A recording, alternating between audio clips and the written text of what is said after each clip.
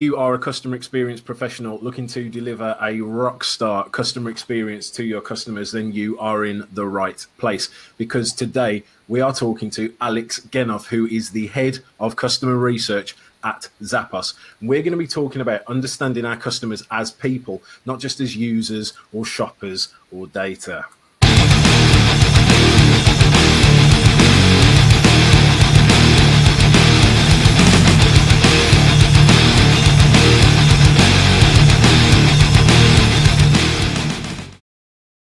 So I am James Dodkins, and I used to be an actual, real-life, legitimate, award-winning rock star, but I'm not anymore. Now I work to fill the world with customer experience rock stars, and that is why I talk to the best customer experience minds from all over the world to find out a little bit more how together we can deliver that rock star customer experience. Today we are talking to Alex Genov. Now, Alex is an experienced customer research professional, and he applies his background in experimental social psychology and his passion for research, design, and innovation to really help solve important customer and business problems. He's, as I mentioned earlier, he is currently leading the customer research with the Zappos family of companies, but he's also headed up research with people like TurboTax, State Farm, and the Active Network. Now, just before we speak to Alex, I want to say a massive thank you to www.rockstar.cx. To www.rockstar.cx for making this show possible today. So look, if you are interested in customer experience improvement training and consultancy, if you are interested in customer-centric culture transformation, and if you are interested in hiring any rockstar keynote speakers or having somebody come and deliver the ultimate rockstar team building experience, then get over to www.rockstar.cx now. With the power of the internet and a little sprinkling of magic, we should be able to speak to Alex. Let us see. Alex, are you there? I'm here. Rock on. Hey, fantastic. How's it going? Good. How are you? Yeah, really good. Thank you very much. So where are you today? So I'm in beautiful downtown Las Vegas today. Nice. What's the weather like out the window there? The weather is just perfect. You know, it's probably in like 15 Celsius or so. It's going to get up to 20, and it's very comfortable. Cool. I'm in Glasgow, Scotland at the moment, so the weather is, well, you can guess. Probably a bit rainy, drizzly. Yeah. So look, I'm going to go straight in here. What is experimental social psychology? Sure. This is my background in my undergraduate and graduate work, focused on psychology. And in my graduate studies, I did work in experimental social psychology, which is, I'll take the experimental part first. It is the study of human behavior in a specific way by doing experiments, by having a hypothesis, setting up an experiment, and then following the research method and figuring out if your hypothesis was either supported or not. The social part is really interesting, and there's many different aspects to psychology.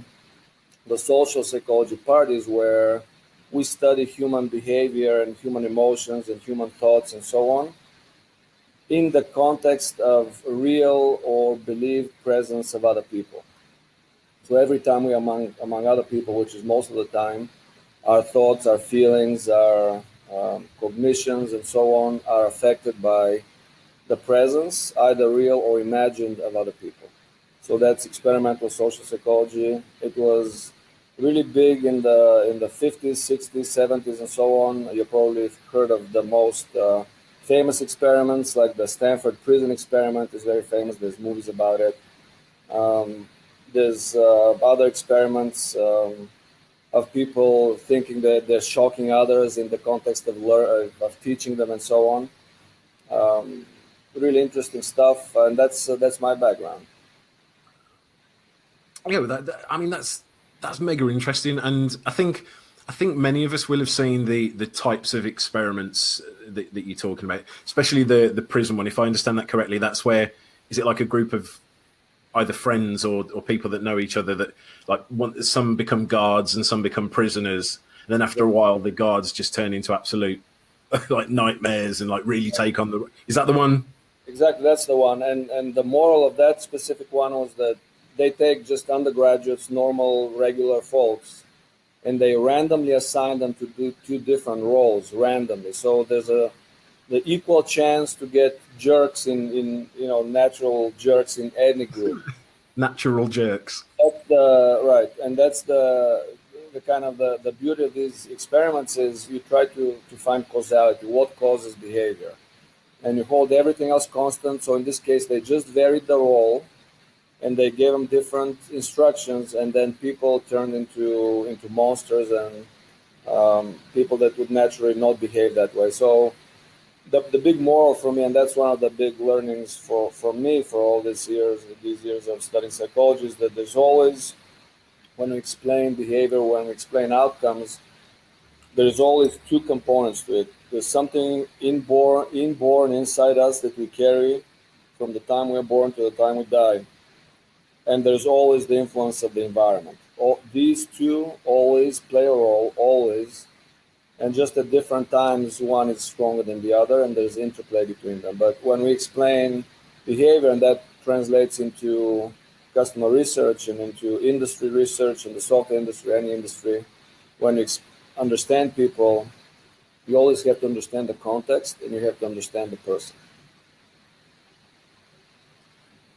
I think it's I imagine most people out there are going to find that fascinating because you see certain things like on TV, or maybe you learn about some of it at school, but having a deep understanding of what causes what, I mean, that's a brilliant thing. But I mean, what I'd really like to know is, how did studying that result with you working with Zappos? How did that happen? What was the journey? Sure, absolutely. No, I'd love to share the journey. In all honesty, I was headed to be a professor after graduate, defending my dissertation, and started applying to positions, and very soon realized that it was an extremely competitive field. Number one, I was not really well prepared in terms of number of publications, playing the academic kind of game, and then I was not prepared to be really poor for many years before I could make it. So I sold out. I mean, I have to be honest. I sold out to the industry, to the software industry, but absolutely no regrets. And very soon after, I started repositioning my skill set and learning more about what usability is, what customer research is. I found that it was what I studied in school and all the methods that I used in academia, but just methods that are made practical for the business world. And think of this, the analogy is between playing two different ball games, right? One is, let's take soccer, or what we Europeans say, it's the real football, right? And I'm originally from Bulgaria, but here in the US, I've been living here for more than 26 years. So it's soccer here, and let's say American football, right? And they have different rules. So the same thing with academia, what is true there, or what is accepted, it has a certain set of rules. And in the business world, then you have other yardsticks and other outcomes. It's profit, it's making things happen. So I started applying the research side of things and the experimental method in the context of business and making it practical. So what is accepted, you don't have to go by the rigorous rules of academia, but you still have to apply science, in a sense, right, to help business leaders achieve what they need to achieve. And part of it is understanding people. So what I brought with me was the understanding of, for example, what emotions are, how they get generated, how you measure them. It's not a simple matter. Also understanding different tools in the research toolbox, like surveys. On the face of it, anybody can write a survey, but it's not as simple if you want to be really accurate and you want to actually do what you're saying you're doing, measure what you say you're measuring, and so on. And also a big passion of mine is measuring emotions and behavior in nonverbal ways. So one thing is what people say, another thing is what they do, and many times, again, speaking of the social impact and the social pressure, sometimes we don't want to say what we really feel. Sometimes we actually don't know what we really feel. So it's very hard to verbalize. So you need to take everything in totality. You need to observe people, you need to ask them, and you need to put all of that together, and then you're going to have a good understanding of what makes people tick. Well, I want to back to something that you said about it was understanding what emotions are. So, like, I would think I know what an emotion is, and I wouldn't need to. I know what an emotion is, but I have a feeling that there's maybe a little bit more to it than that from what you're saying. So, I'm going to ask this question: what are emotions? For sure, and I'll get to that. But let me first turn it around and ask you that. You know what temperature is, right? I do. And we have a tool to measure it, right? Yeah. Which is the thermometer. Mm-hmm. We both can look at you started by asking me what the temperature is here. It's kind of funny. We look at the thermometer and we say, and again, in the US and in Europe, it's different, right? Celsius versus Fahrenheit, that's another story. But we look at it and say it is 20 degrees Celsius. And you say, yes, it is, right? Mm-hmm. So we agree on that. When it comes to emotions, do we have an emotion meter to say, okay, what is James feeling? And is he's happy or he's sad? And two people look at you and agree exactly on how you feel. We don't have that. No, not at all. And it's that's an interesting one, isn't it? Because emotions are subjective, and I think there's a lot of people out there that do things like Net Promoter Score and other surveys, and they think that they're getting a score, but realistically, the people's expectations, people's prior experiences, their own sort of the way they've been brought up, their own values, that can really affect all of that stuff. So I would say, as far as I'm aware, no, I don't think we do have the customer experience emotion version of a thermometer.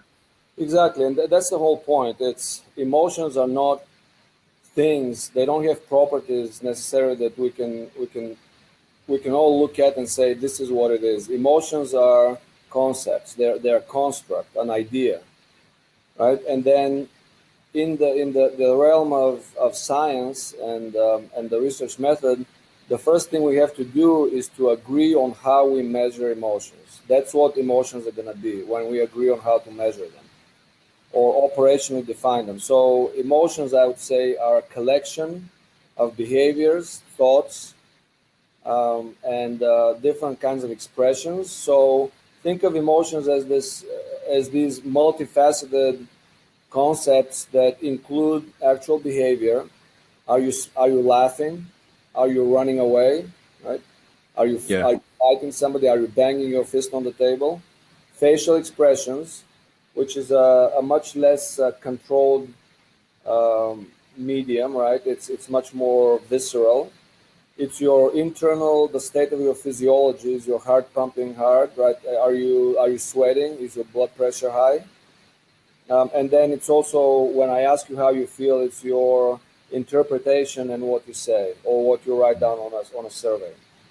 It's all of that, right? And so when you say let's measure human emotions, we have to measure all of that, or as much as we can. And then we also have to look at the context, right, on top of it. So if I see James smiling and he's at a party with a drink in his hand, I would say, well, he's most likely happy, right? Because I've seen the only two sources of information for me to judge your emotions are your behavior and the situation. I don't have any other sources. I don't have like a plug into your head or into your heart to really figure out that directly. And there's a theory which I used in my work, and I believe in. It's called self-perception theory. It's saying that I, as an individual, only have these two sources of information as well. I don't have direct access into my head in a way, and what I do is I interpret my own behavior, and I interpret the situation, and then when I'm going to tell you, you know what, I'm actually scared. Right? So to give you an example, have you had a situation where you sat down to eat, and then you thought you were very hungry, and you started eating, and you take a couple of bites and say, hey, you know what, I must have not been very hungry. Right? Not very often, but yes. And the other way around, you sit down and you don't think you're hungry, and then you devour the whole plate and say, wow, I must have been really hungry. Right? Yeah, that happens more often than the other well, one. yeah, that's okay. But this is a case where ahead of time we don't know. It's only after we behave, or sometimes other people say, "Are you hungry?" and they look at the clock and say, "You know what? It's lunchtime." So this is an example of some people more feeling their internal state, or some people looking outside, and there's individual difference in those. But that's the idea: is emotions are very complex. They have many facets, and you cannot just ask people to rate something on a survey and say, "I measured their emotions." That's BS, right? If you really want to measure emotions, you take a much more rounded approach. So when it comes to a company delivering a great customer experience, so let's say that what you're talking about is here and the great customer experience is here. What's the bridge between the two? Like, how do you get from understanding that about people and about customers and translating that into delivering a great customer experience? Absolutely, fantastic question. So what I was talking about until now is the how we do things, right? Yeah. I think what's really key is the what. So we always start with the what, and that's something I learned at Intuit. They were very rigorous about the process of start with the what. Don't start with the methods. There's many methods, but start with the what, and the what is focus on the customer. It's customer centricity, and it's customer empathy. And that's why Zappos is a great example of that. And our parent company, Amazon, they're absolutely number one in that. And I think I attribute their success. Now everybody's raving about Amazon's success. Early on, people were laughing at Amazon, saying you keep losing money year after year. But throughout their history, they've always been focused on the customer. They said, Jeff Bezos is famous saying that every decision we make pays off for the customer right away, but it may or may not pay off for us 5 to 7 years down the road.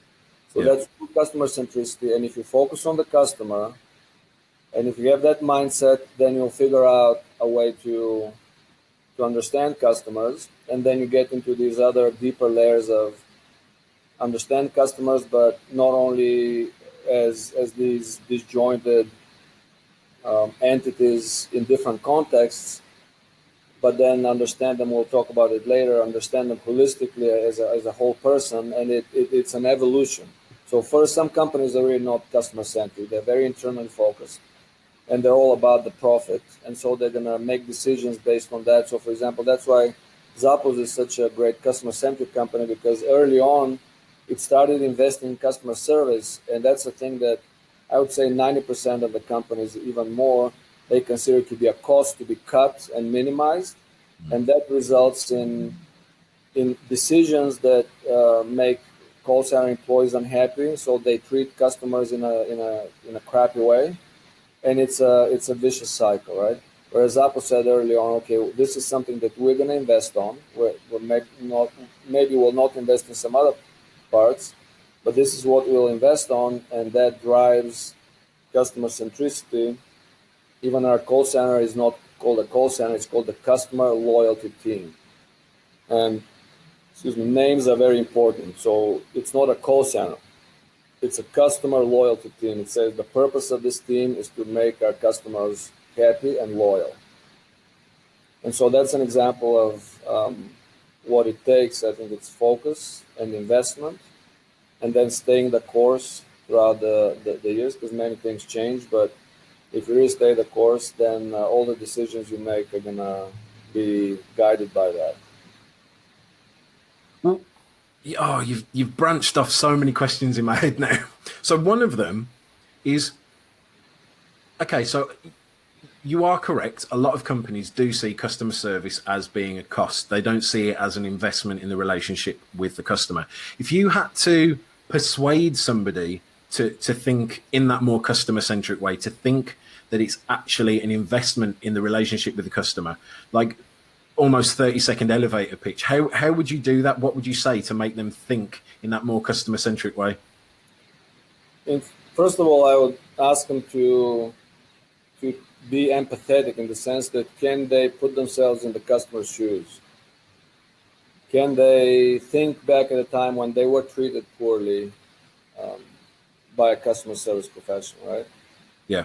And when they think that, instead of being angry at the customer service person, say, wait a minute, they have a very tough job, and to do that, it's really best to do that, to be a customer service person for a day. And that's, again, one of those examples where Zappos is putting their money where their mouth is.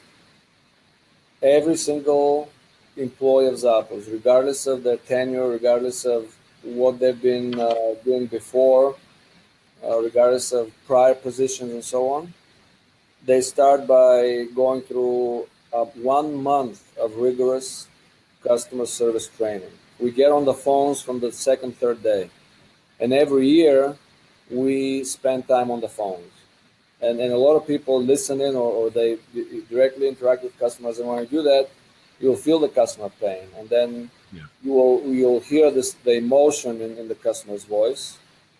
Right? And then also, along with that, is investing in customer research and doing surveys, getting feedback from the customers, enabling this voice of the customer, not only from the service side, but also from the website. Having a link saying, give us feedback, encouraging that feedback. And then when you read it, then you'll understand what's going on. Okay, so I will. That spawned more questions. But I'll come back to. You mentioned, so it's not a call center; it's a customer loyalty team. What impact does changing the name of either a job title or a department have on the people working in it? It has a huge impact. I think it may sound trivial, but it really has a huge impact. And Zappos is an extremely unique company, and that's why I'm really happy working here, is because we have a unique culture and we have 10 core values, and I'm sure you've heard that from John and so on. You've done your homework on Zappos, but we have core values that really guide every decision here. It guides the decision of how you hire the right people who are humble, who are customer centric, who can be themselves. One of our core values is create fun and a little weirdness. And it's not to encourage people literally to be weird necessarily, but what it says is be yourself. Yeah. If you want to dress like a rock star, and I wanted to, but I don't have the hair. I mean, to be honest, internally maybe there's some rock star in me, but I like the main part is the hair. Right? Man, there's lots of bald rock stars. You've got Rob Halford from Judas Priest. You've got Kerry King from Slayer. There's loads of them, man. You'll fit right in. Nowadays, but I grew up in the with Deep Purple and with metal and so on. So that's my image of a rock star. With Jethro Tull too. That's my all-time favorite is Jethro Tull. But anyway, where were we? So I lost. If you want to dress like a rock star, then you can. Oh yeah. So no, it was about core customer values and so on, and one of them is humility, right? It's you need to be humble, and when you take that view, then it permeates throughout the company. So at Zappos, for example, there's no offices. And when I joined, they had already started on this journey of new company organization, which is called self-organization or holacracy. So we got rid of the org chart and we got rid of titles, and it's beautiful. It's very refreshing, right? It's you remove the ego, and you're all about what's real. And if it's leadership, it's got to be natural leadership. It's not because you throw your weight around, say I'm a VP, so do what I say. Yeah. It's much more like a startup where you convince your coworkers to do something with you by leading by example. So that's the changing the name is huge, and also removing titles is very refreshing, because then you have to really be yourself, and if you're a natural leader, people will follow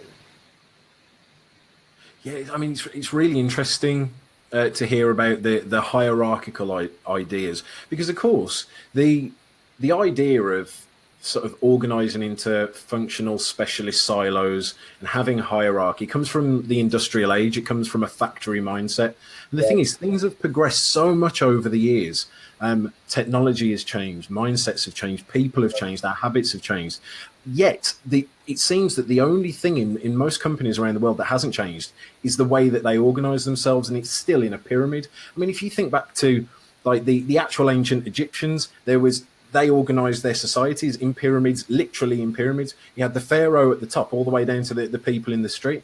So can you tell me a little bit more about the idea behind holacracy and how it's worked out for you? I imagine it's not been an easy ride, but what's been the outcome so far?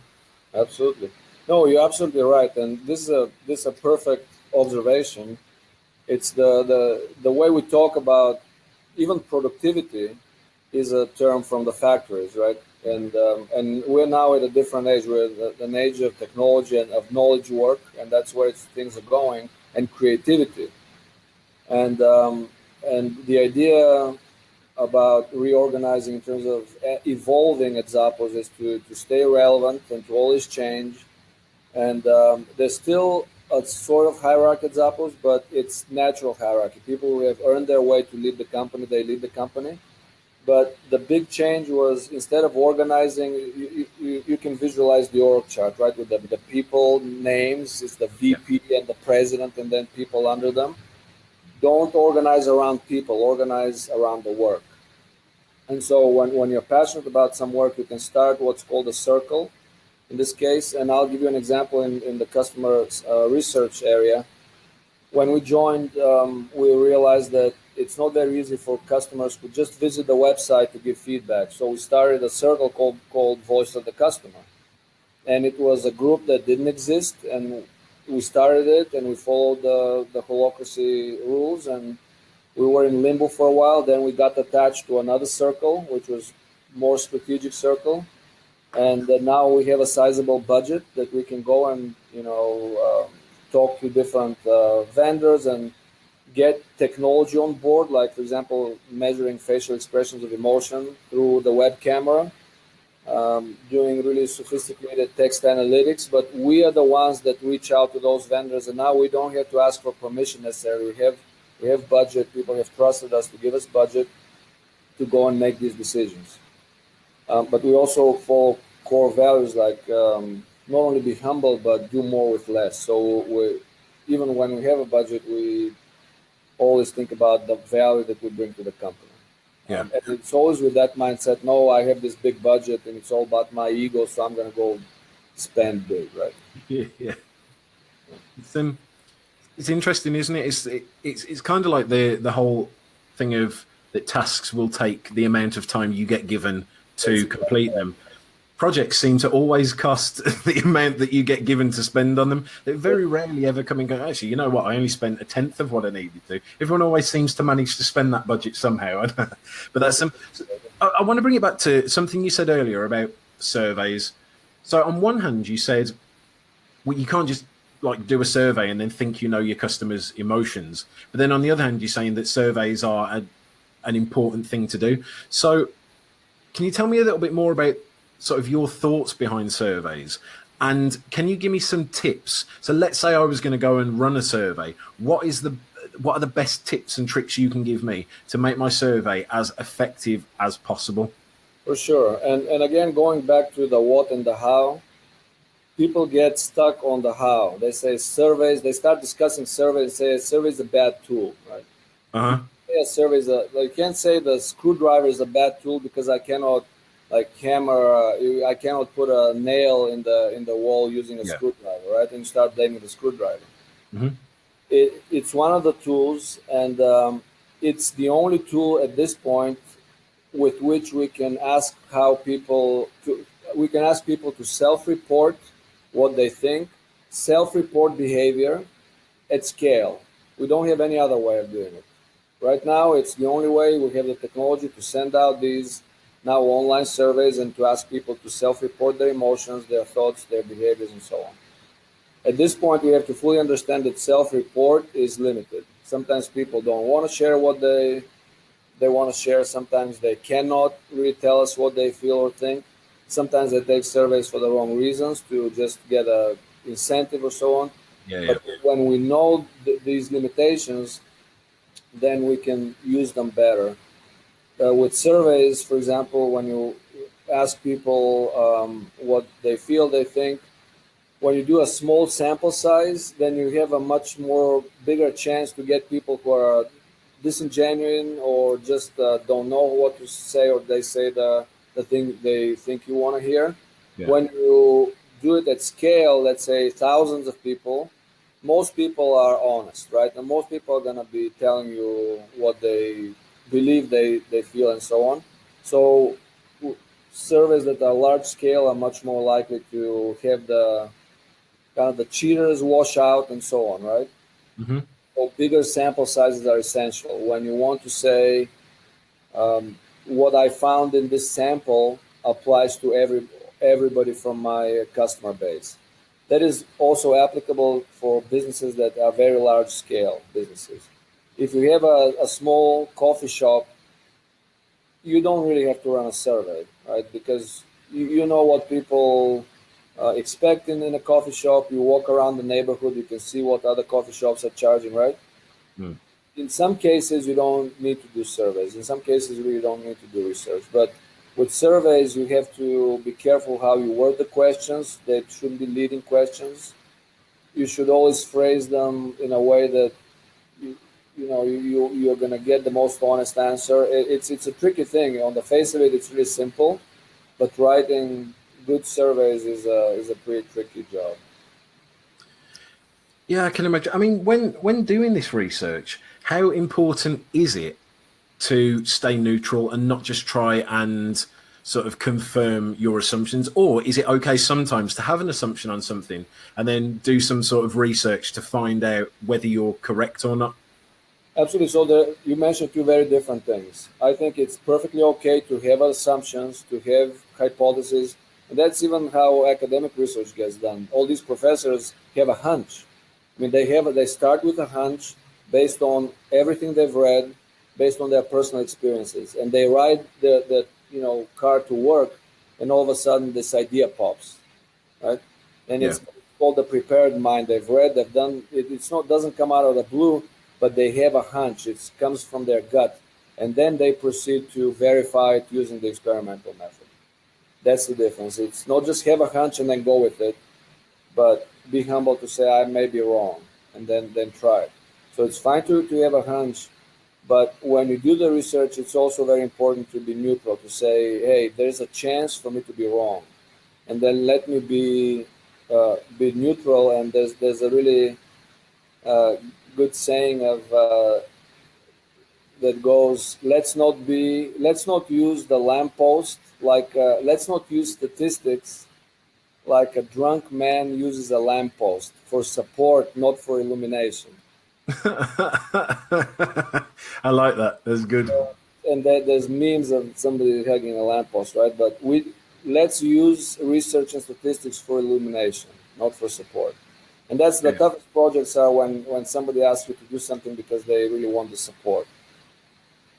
And sometimes it happens. Sometimes it's necessary in the business environment. And it's good when these two then come together, when they're hoping to get the support and that they have the right hunch, and then you do the research in a very neutral way and very impartial way, and then the support is there. Okay, so like when you're doing this sort of research, what are the different types of research you need to do to be able to feel confident that you really do have all the information you need to be able to make actionable decisions off the back of the data? For sure, I would say use triangulation. Use different methods to get to the conclusion. And the more important, the more expensive the decision is, the more imperative it is to do that. So use data from actual customer behavior, right? The clicks on the website, the purchase data, all of that behavior doesn't lie. They either purchased or not. They either clicked on this thing or not. But then also use the survey data. How did they feel when they did that? Also talk to people, interview some customers to get more in-depth. So these are examples of both qualitative and quantitative types of research. And one is giving you the what, the other is going to give you the why. It's going to give you the why. So why did people click on that and not purchase? And many people do that. So find out, do a little survey, and then out of the people who answer the survey, maybe call a few and talk to them in depth. So an example of the qualitative research is deeply understanding, talking to people, but it's a small number of people. And in this case, you get the deep reasons, but you don't know how many people out there feel the same way. So you always go between qualitative and quantitative. And it's the interplay of these two that's going to give you the magic. Okay, so I like that, because, I mean, if anybody watching has followed any of my work before, I'm not a big fan of surveys. And let me explain to you. And what I'll do is I'll lay out my case of why I don't really like surveys, and then you can tell me why I'm wrong, because it'd be interesting, because you're qualified to be able to tell me exactly why I'm wrong. So I like to think of it like a soccer team or a football team, the type that you play with your feet. There's basically three questions you need to ask yourself. So the number one question you need to ask yourself in an experience is, who is the customer? So in a soccer team, easy, it's the fans. The fans are the customer in that analogy. And then the next question is, what is their successful outcome? So when the fans come to watch a game, their successful outcome is to see the team win. Yeah. And the next question is, okay, then how do we measure whether we've delivered that success or not? So that would be basically the score. You would have to measure the score to know whether you've delivered the success or not. Now, if you truly understood your customers, and if you truly understood their needs and their successful outcomes, and you were measuring the things that delivered on those things, would you ever really need to go out to them and survey them on their experiences? Would you ever get an email from a soccer team 3 weeks after the match saying, on a scale of 1 to 10, did we win? So I honestly believe that if you truly understood your customers, you wouldn't need to survey them on the experience at all. Now, I'm not saying never talk to your customers, but that's not what I'm saying. Talking to the customers and doing customer research, looking at what they're doing, I think is fantastic. But doing the surveys after the event, retrospectively, trying to find out, that I think realistically, in a world with all the data that we've got and the technology we've got, shouldn't be a thing anymore. So why is it that I am wrong? So I think you're 80% correct, but I would say if we take the customer experience, let's take a football match, right? In a more narrow sense of going there, sitting and watching the score and watching the game, you can absolutely judge their reactions. You can see if they stand up and shout. You can zoom in on their faces, right? See what's happening. But if you take a view of the experience as a little bit broader, so what was the full customer experience is not just a match. It's from when they bought the ticket, experience, when they filed in through the doors, when they sat down, when they ordered a beer or peanuts or whatever, to the time they left. Right. So what about security concerns? Were there fights during it? Was somebody throwing stuff on them? So if you take this full view, you really don't know what they felt. So maybe their team won, but then they got annoyed by other things. So if you take and then to the view of who's the customer, you can say, well, there's other customers, there's sponsors, right? Well, where's the broader view of, because football is a business too. Yeah. Take that. So you have B2B relationships, you have B2C. So I think if you take that broader view, then you say, well, there's a lot to ask people. So I completely agree. For the immediate experience, you see the score, you can assume if they won, they'll be happy. Absolutely, right? That's the context part. You can see how they smile and they shout and they jump with joy, which is how they behave. Right? So from those two things, you can assume they're happy, because they won and they look happy. But if you take the full experience, then end to end in a way, right? Then you can say, okay, there may be other things I don't know and I don't understand. Yeah, I get that. So in the grand scheme of things, what do you think is more important, the experience itself or the delivery of the outcome? So, for instance, if I say the experience itself, that's the buying of the ticket, getting to the venue, sitting in the seats, ordering the food or getting a beer, that being the experience, and the outcome being see the team win the game. If you could only choose to do one of those things well, either win the game or give the good experience, which one, if you could only choose one of them, what would you choose? I would always go with the full experience in the sense that it's when we talk about football, it's a very emotional thing, and fans are by definition, they're fanatics, right? That's the abbreviation of a fanatic, and a fanatic is devoted to the team. So you may endure a lot of poor experiences to see the team win. That's not true nowadays in business. That's hardly ever true because there's many choices and people are spoiled and they want to be treated well. So I don't think it's a very good analogy in that sense. Yeah. If you're a business that if you are a monopoly, you can say, screw customer experience. Like we're gonna keep doing what the people don't have a choice. So whatever, right? Then that's the worst experience is when you feel like you're trapped and you don't have a choice and they treat you that way. But if you say, okay, people have a choice and they will leave us at any time if we don't think of the full experience, then you're going to have a completely different mindset. Okay, it's an interesting way to look at it because I suppose the difference is that with a football team, there tends to be a lot of loyalty. So you have your team and you are loyal to that team. When it comes to doing work with companies, we're probably at a point in this world now where loyalty is at an all-time low because there is so much choice out there at the moment. It's very difficult to get that customer loyalty. So it's an interesting way to look at it. What I want to do is bring it back to when you were talking earlier about, so you said there was an experiment where people went into the prison and they were randomly assigned whether they would be the prisoner or the prison guard, and seemingly normal people ended up basically becoming monsters.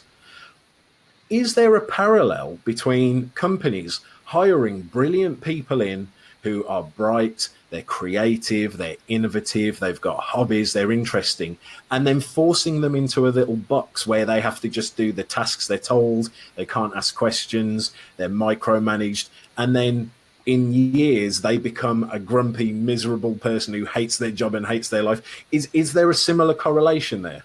So brilliant analogy, James, and this gives me food for thought. I'm going to probably write about this now because you made the connection. It's beautiful.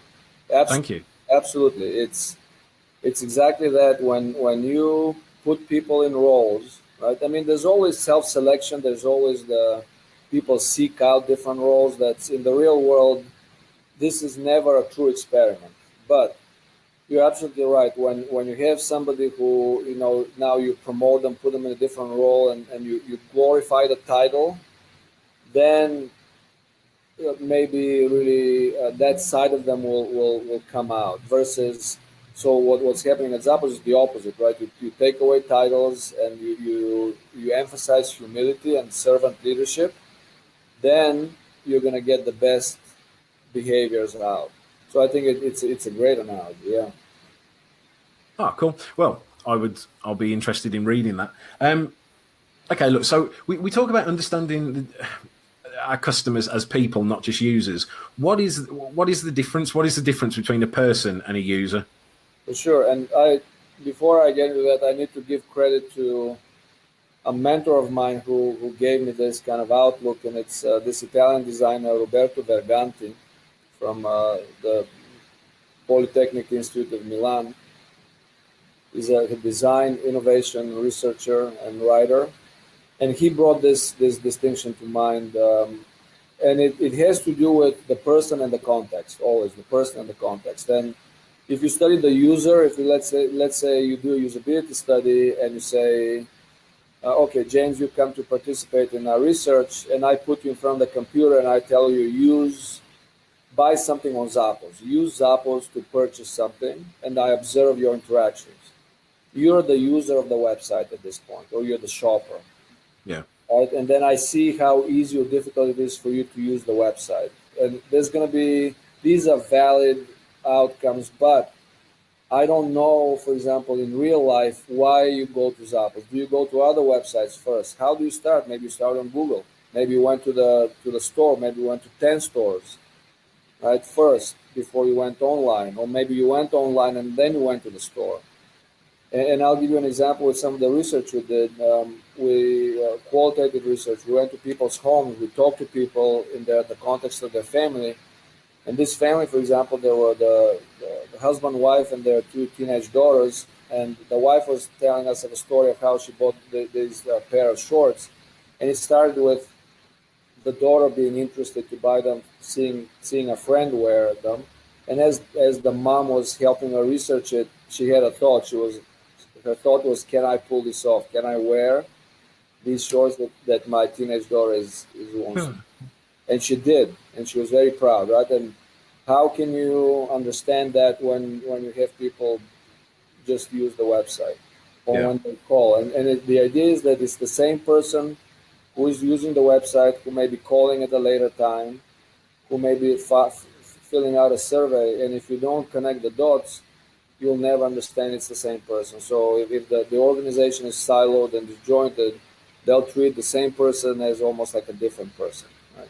Okay. And that's the idea. The holistic part is, get maybe people together in the organization to all think of the customer from all their different perspectives, and plan research together, and then inform the organization as a whole. I mean, to me, it almost seems to be the difference between looking at what people do versus understanding how people feel. So what do you think? Like, why is it important? Of course, it is important to understand what people do, but why is it also important to understand what people feel while they're doing it?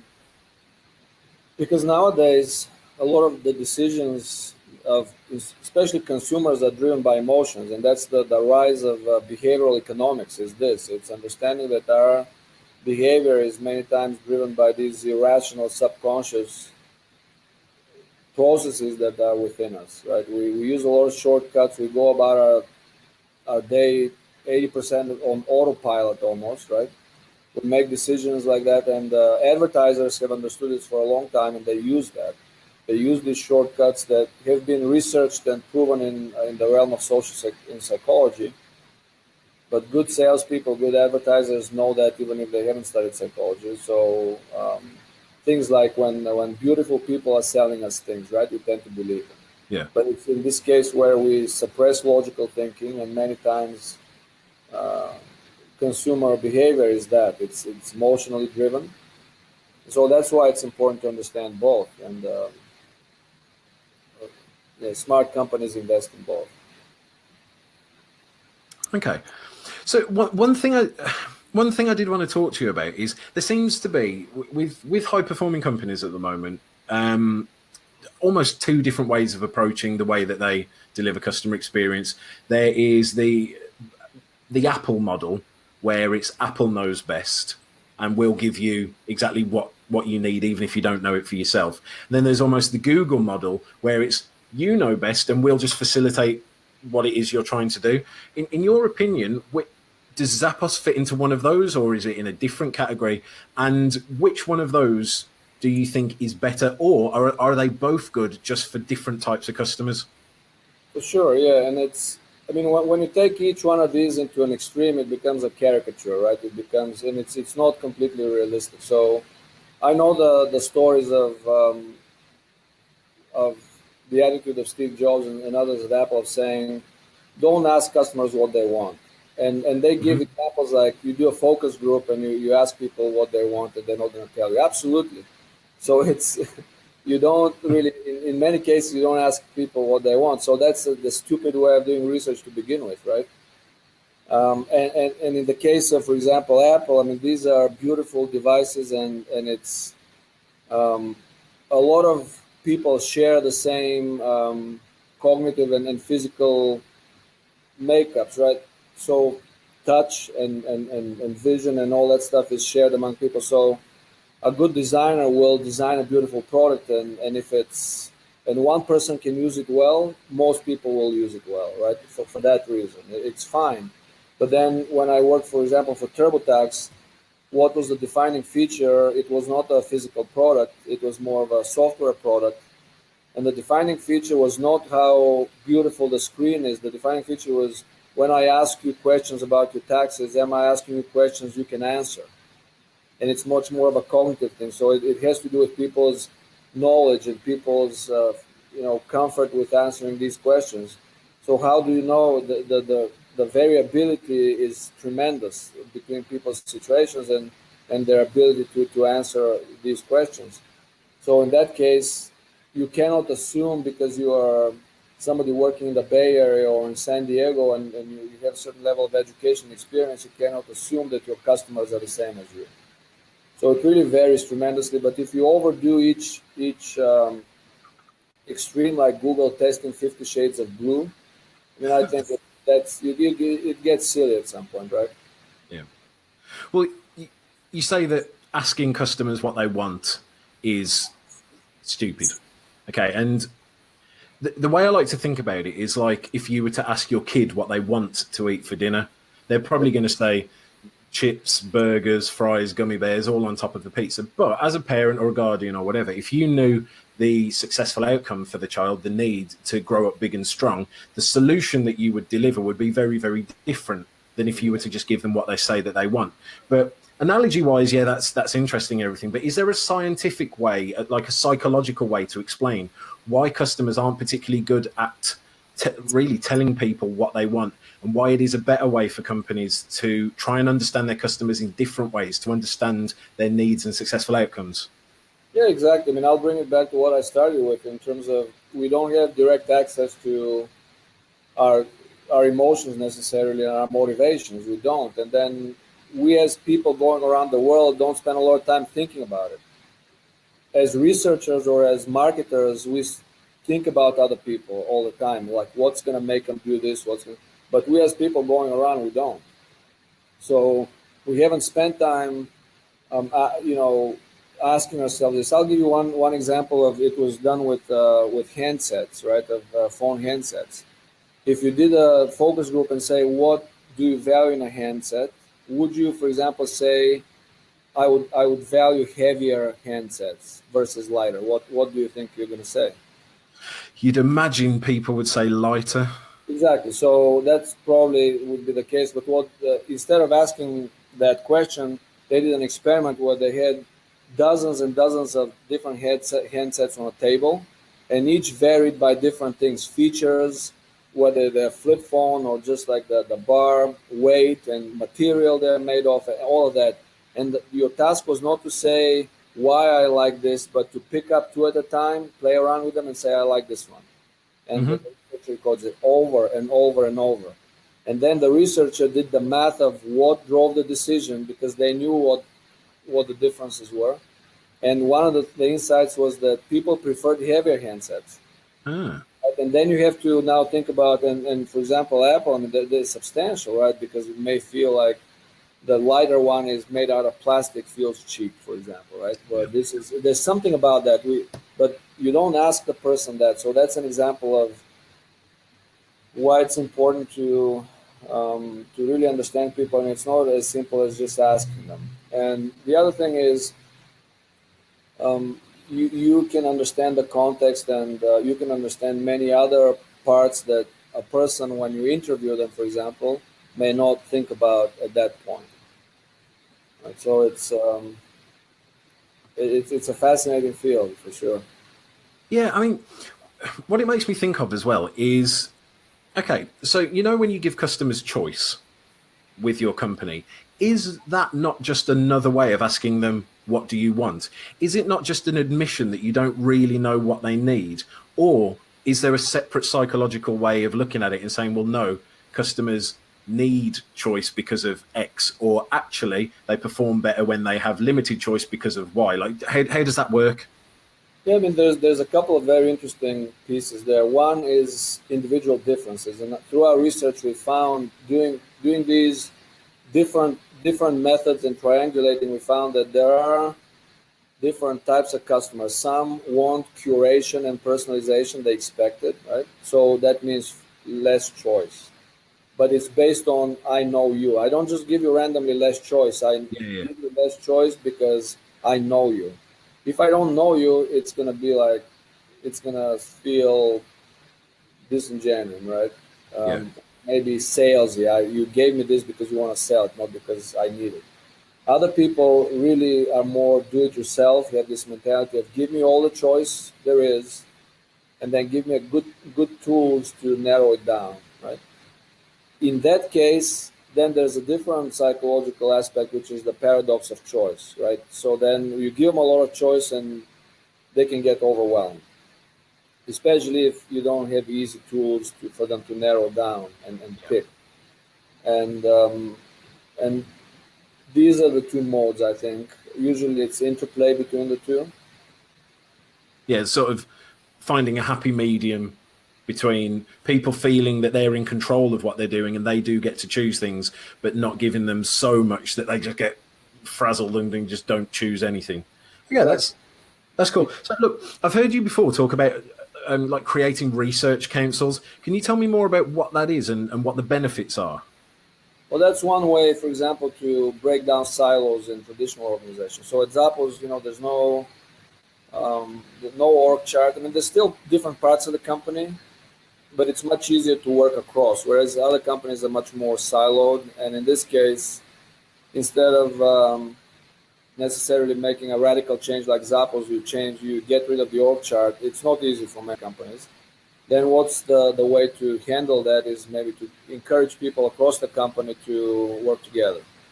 So let's get a group of people who are about the customer, get together and say, who is the customer?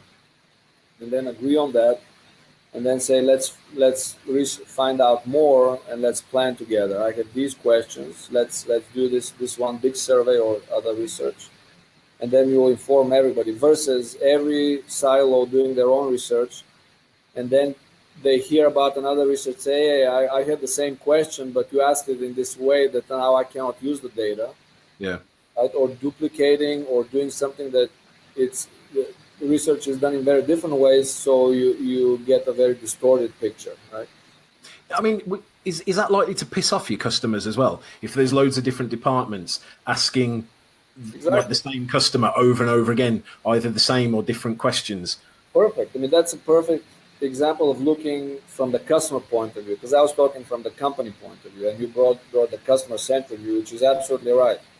I mean, you just asked me the same question 2 days ago, or you feel like your different parts of the company are not on the same page. They don't know me the same way. Cool. So this question, I'm most excited about the answer about. In all of the years that you've been doing this research, what is the most surprising thing you've ever discovered from doing the research? The most surprising thing is, I would say, is this kind of almost our inability to verbalize our internal states, right? And coming up with different interesting methods to put this together. Right? The technologies that have evolved to measure your emotional expression on your face, right? Measure your psychophysiological reactions and putting it together. That's been the most surprising and kind of refreshing thing. That one of them, right, Yeah. is, yeah.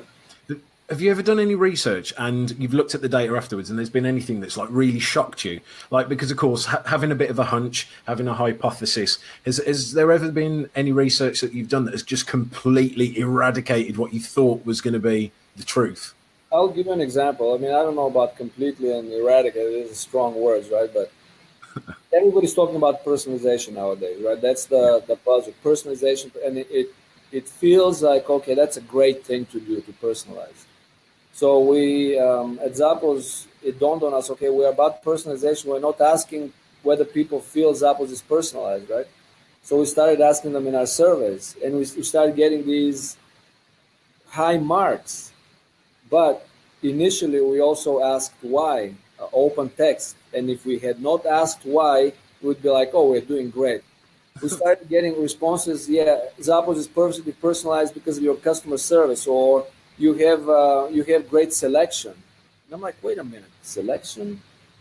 And on and on, and something that didn't even have anything to do with the way we think of personalization. Then we asked an in-depth survey of really what people consider personalization, and large scale for our customers. And we know what we found out, that almost 50% of customers hated personalization. They say, don't track me. Do not, I want to be anonymous, right? Or a bunch of customers said, what do you mean? What do you mean?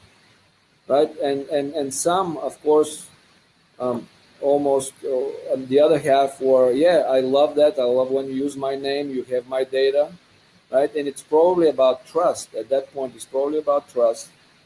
And then we have to dig deeper. But what if we had not had this epiphany and then followed it up with qualitative research, the verbatims, and then quantifying that afterwards to know now that we need to personalize experience? That the highest level of personalization is, do you want us to get to know you better? Do you want us to use your data? And if the answer is no, then let them be anonymous and we can earn their trust later on. Well, the thing with personalization is, realistically, I mean, like we've been personalizing contact with customers for years and years and years, using their names, using this, that, and the other. But in a world where we are getting closer and closer to be able to get towards a state of hyper personalization, do you think that maybe customers aren't ready for that just yet? Like in a world where, like, if you imagine a future where basically every single process is customized for every single customer, customer's experience will be completely different to someone else's based on their own needs and their own outcomes and their own preferences. Do you think that customers aren't really ready for that yet, and expectations haven't evolved to that place? Well, I've watched Black Mirror, and I have a few based on that. But probably, I mean, and I would say, I mean, not disregarding kind of the sci-fi aspects of this. Right now, I think the reality is it's all about trust. It's many customers' trust has been ruined by companies that try to only sell products and focus on profit at the expense of their experience. So you would be concerned about your privacy, and it's just like interpersonal relationships, right? Would you, if you tell somebody everything about yourself and then they stab you in the back, right, or they do something, then you want to be anonymous. You don't want to have anything to do with them. So it's about earning that trust, and at this point, there's a big difference. And I don't know, I mean, in general, if people are ready for complete personalization, what that would mean versus, okay, let me be myself and let me pick, versus you're picking everything from me. Any extreme will be really weird. Yeah, I get that completely. So look, I want to say a massive thank you for being with us today. Where can people keep in touch with you and ask you more questions?